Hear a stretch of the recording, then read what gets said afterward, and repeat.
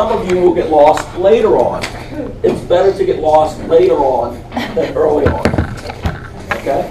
So it's important that you apply maximal concentrating abilities early on. You have to slowly close the door. We're just going to focus. We're going to use the magic stick for this. We can work this out. All right. This little diagram here simply shows ventilation. When we breathe in, oxygen comes from the atmosphere into the alveoli. CO2 is going to move in the opposite direction. Gas is going to be exchanged across the respiratory membrane here. We call that external respiration. When this blood is loaded up with oxygen and CO2, it travels to the tissues. Internal respiration. And the blood is transported back so it can then unload the CO2 and pick up some more oxygen. So these are just the processes involved in respiration. Now, let's talk about gases. Okay. What determines the total gas pressure within a container or within an airway? Number of gas molecules, the volume of the container, and the temperature. The other day we said that pressure was really a product of collisions. Okay. So that if you fill this container with more gas molecules, you'd have more collisions and pressure would increase. The same thing would happen if you kept the number of molecules constant but made the container smaller. Again, more collisions, higher pressure. If you increase the temperature of the system, okay, you imparted more energy to those molecules. They'd be moving faster, and that would result in more collisions. It would raise pressure within the system. So these are the determinants of total pressure.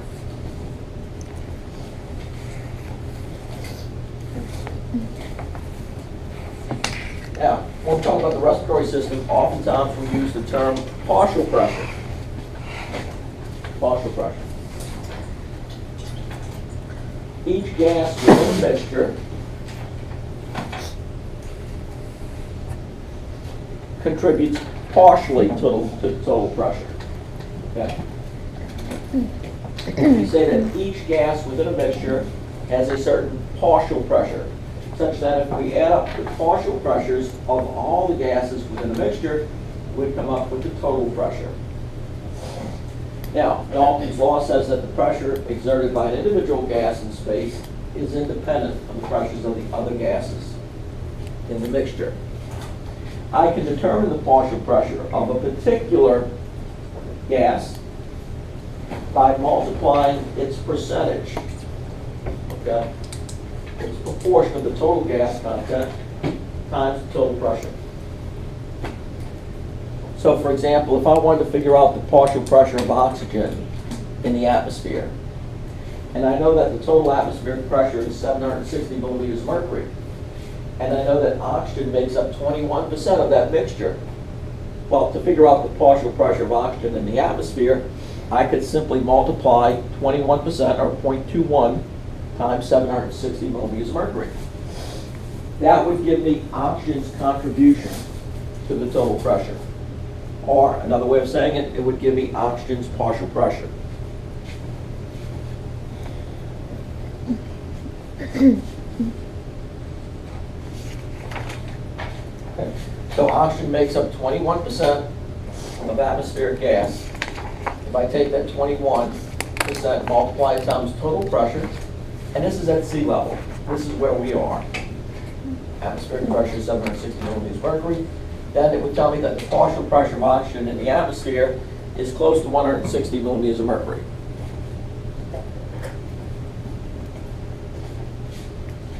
Of course, atmospheric gas is a mixture. You know, CO2 only makes up a very, very tiny percentage of that mixture. 0.04%. It only makes up 0.04% of that mixture.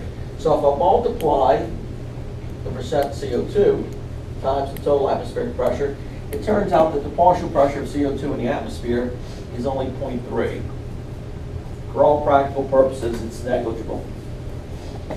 What's the major gas within the atmosphere? Nitrogen, that's it. Nitrogen makes up about 79%. So if I multiply 0.79 times 760, its partial pressure is way up there. It's 600.4 millimeters mercury. Why is it that people say that the air is thinner at high altitudes? Because there's less oxygen. More pressure? There's less partial pressure of oxygen. In other words, when we say that the atmosphere is thinner, we're saying really that the molecules are further apart. And so atmospheric pressure up on Mount Everest is much lower than it is here down at sea level. For instance, the atmospheric pressure at the top of Mount Everest is around 250 millimeters of mercury. That's total atmospheric pressure.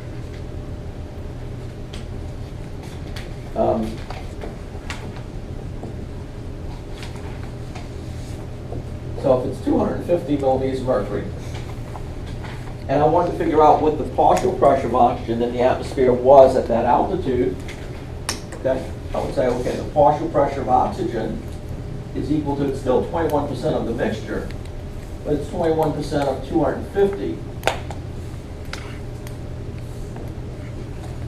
Can anybody multiply 21% times 250? Like 52.5. 52.5, right? So 52.5 millimeters of mercury. Okay? So it's less than a third of the partial pressure of oxygen here at sea level.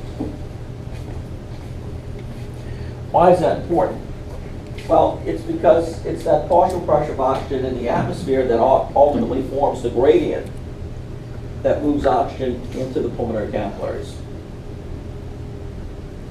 Does that make sense? We'll go back here. Okay, first. Okay. This is atmospheric oxygen that's entering into the alveoli.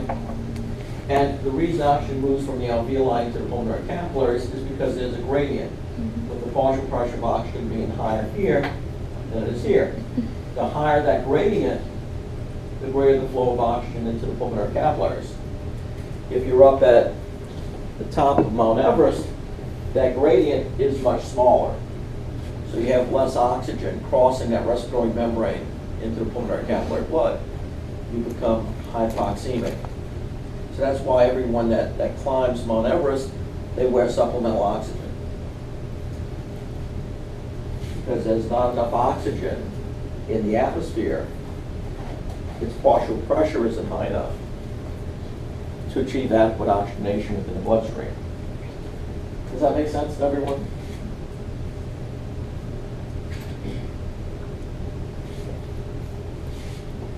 All right, so let's keep it circulating.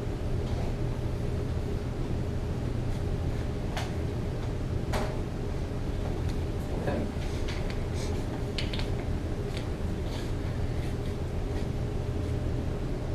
Oxygen diffuses from areas of higher concentration into areas of lower concentration, like any other molecule, whether it's in a gaseous state or a liquid state. As molecules move from an area of higher concentration into an area of lower concentration. They follow that partial pressure gradient. If the partial pressure is higher on this side than is over here, then oxygen is going to move from left to right until an equilibrium is achieved. In other words, until the partial pressure on both sides is the same. Now, if there is some type of barrier between these two containers, then that membrane that separates the two has to be what? It has to be permeable to oxygen. Turns out though that oxygen exhibits a very even distribution of electrons. There is no separation of charge within the molecule. And so it tends to be lipophilic. fact that it's lipophilic means that it's going to cross cell membranes easily, including the membranes that make up what we call the respiratory membrane, that separate the alveolus from the pulmonary capillary blood. It's good that it's lipophilic. Okay.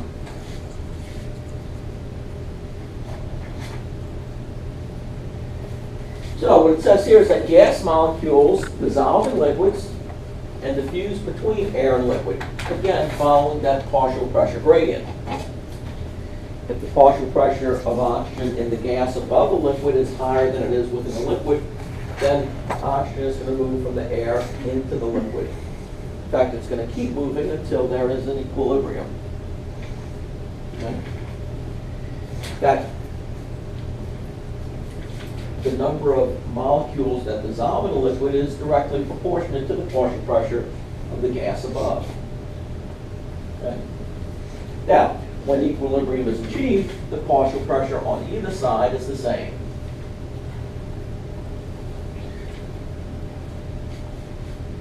So we can express the amount of oxygen that's dissolved in the liquid as its partial pressure.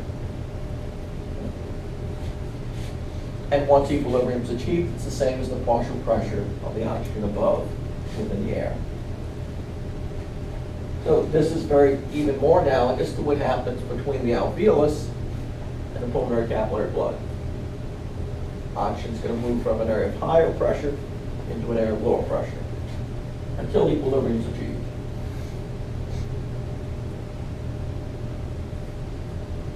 Now, when oxygen moves from the atmosphere into the airways, its partial pressure drops. We said in the atmosphere, its partial pressure was about 159.6 millimeters of mercury, almost 160. Whereas here in the airways, it drops down to 150.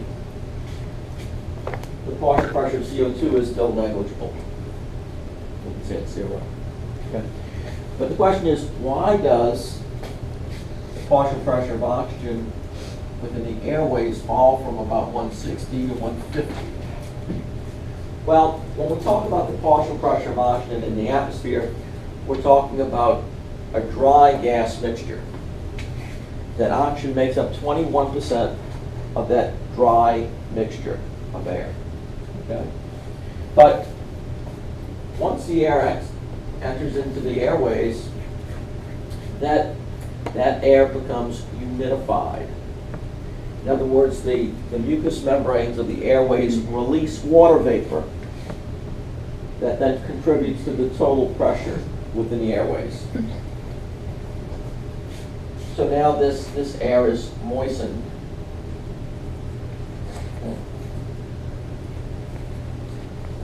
So it says each dry gas within the atmosphere is diluted with the addition of water vapor. Thus, that's going to reduce oxygen's contribution to the total pressure. It's going to reduce oxygen's partial pressure. How can we figure out then what's the new partial pressure? Well, we know that oxygen would still make up 21% of the dry gas mixture. Okay. So how do I figure out what the partial pressure of oxygen is within the airways? Well, I can just figure out what's the pressure contributed by dry air.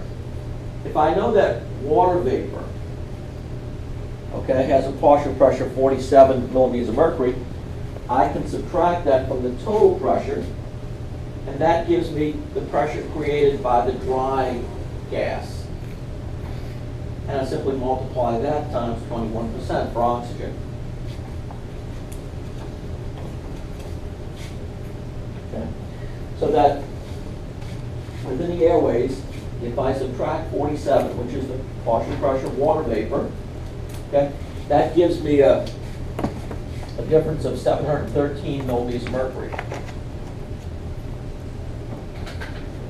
This is the pressure created by the dry gas mixture now.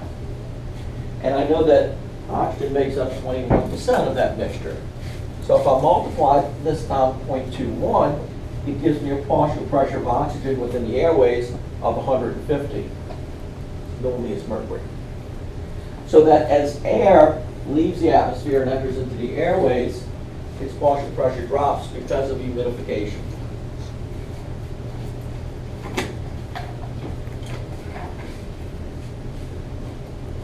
Now, this number assumes that we're at sea level. If we're at higher altitude, that atmospheric pressure would drop. You can still subtract 47 millimeters mercury from it. Okay, let's keep going. Everybody with me so far?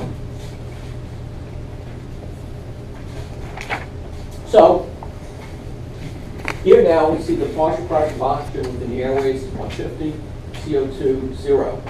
These gases are then going to travel from the airways into the alveolus here. This is where it gets a little tricky. Look what happens. The partial pressure of oxygen within the alveoli drops down to 100 millimeters mercury. If I use the term torr, T-O-O-R, that's the same as millimeters of mercury. Those are just alternative expressions for the same thing. Okay? Notice that the partial pressure of CO2 climbs from 0 to 40. Why do you think we see a change in the partial pressure of oxygen and CO2 at the level of the alveolus?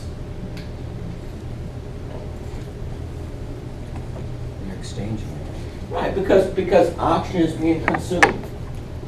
As soon as this oxygen enters into the alveolus, it's being pulled away.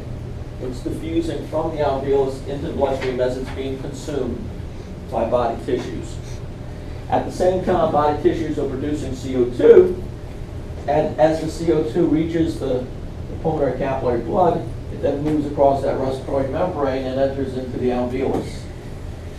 So there's an exchange of gases that impacts these partial pressures. Okay. We know that the body is producing here CO2 to the tune of a partial pressure of 40 millimeters of mercury that then is leaving the bloodstream and entering into the alveolus. Okay? When we produce CO2, we consume oxygen. In other words, when cells break down glucose, or break down fatty acids, or break down amino acids to use them as fuel, they use oxygen. And one of the waste products that's created in breaking down those molecules and generating ATP is CO2. Okay? Now, how do we figure out how much oxygen is consumed to produce a partial pressure of CO2 of 40? Well, we have to use what's called the respiratory quotient. If I divide the PCO2